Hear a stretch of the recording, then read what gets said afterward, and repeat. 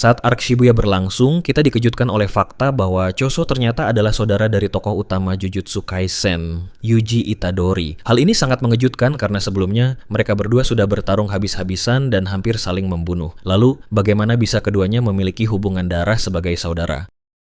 Oke, mari kita bahas sama-sama alasan kenapa mereka berdua bisa bersaudara. Tapi sebelum pembahasan ini masuk ke intinya, kita bahas dulu, siapa itu Choso?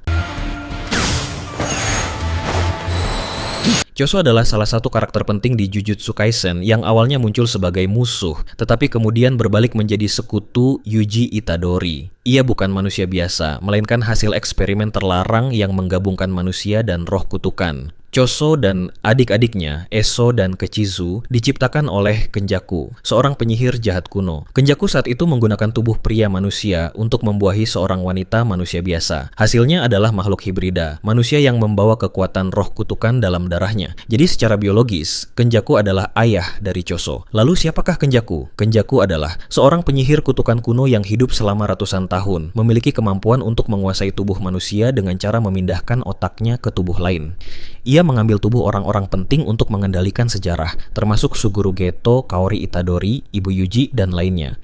Tujuannya menciptakan dunia ideal versi dirinya sendiri melalui eksperimen, reinkarnasi, dan evolusi kutukan. Kenapa bagaimana Kenjaku bisa punya anak seperti Choso dan Yuji? Choso adalah anak dari eksperimen antara kutukan dan manusia. Ia adalah salah satu dari 9 Dead Painting Wombs, yaitu janin hasil eksperimen antara manusia biasa, ibu manusia, dan roh kutukan terkutuk, ayah biologisnya, Kenjaku. Bagaimana mekanismenya? Kenjaku dalam tubuh pria saat itu mengawini atau membuahi wanita manusia biasa. Hasilnya, terciptalah makhluk hibrida antara manusia dan kutukan, Choso, Eso, dan Kechizu. Mereka tidak dilahirkan sebagai manusia normal, tapi dalam bentuk janin yang diawetkan secara kutukan.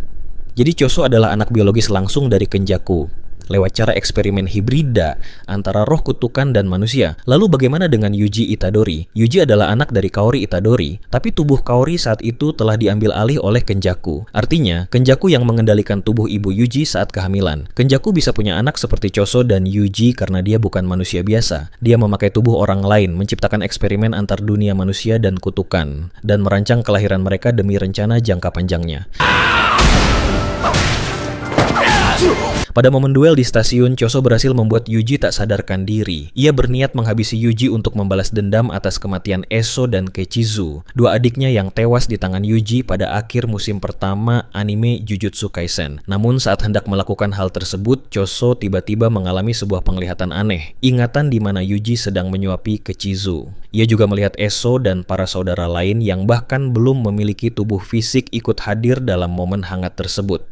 Tepat saat Yuji hendak menyuapi Choso, ingatan itu tiba-tiba terputus. Ingatan itu bukan kenangan nyata, melainkan semacam false memory yang secara misterius muncul di benak Choso. Tapi, kenapa bisa muncul? Dan apa artinya? Ada 3 makna utama dari ingatan itu. Pertama, petunjuk bahwa Yuji dan Choso memang punya ikatan darah.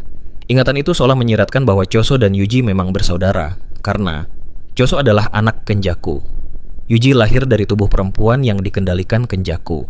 Jadi mereka sama-sama anak dari orang yang sama atau saudara tiri. Maka memori itu adalah respon bawah sadar tubuh Choso terhadap darah Yuji, semacam resonansi spiritual antar keturunan Kenjaku. Kedua, efek teknik Kenjaku atau kutukan. Ada kemungkinan Kenjaku menanamkan teknik kutukan tersembunyi di dalam tubuh keturunannya yang bisa memengaruhi pikiran dan emosi mereka. False memory ini bisa sengaja dipasang untuk menghubungkan Yuji ke Choso, atau sebagai mekanisme agar Yuji dikelilingi sekutu keluarga tanpa dia sadari. Ini memperkuat betapa licik dan manipulatifnya rencana jangka panjang Kenjaku. Ketiga, simbol emosional, bahwa keluarga bukan sekadar darah, tapi ikatan. Meskipun kenangan itu palsu, Choso merasakannya seperti nyata. Oleh karena itu, Choso memutuskan berpaling dari sisi Kenjaku dan memihak Yuji sebagai saudaranya. Oke, segitu dulu pembahasan tentang Choso dan Yuji Itadori. Semoga kalian terhibur dengan pembahasan ini.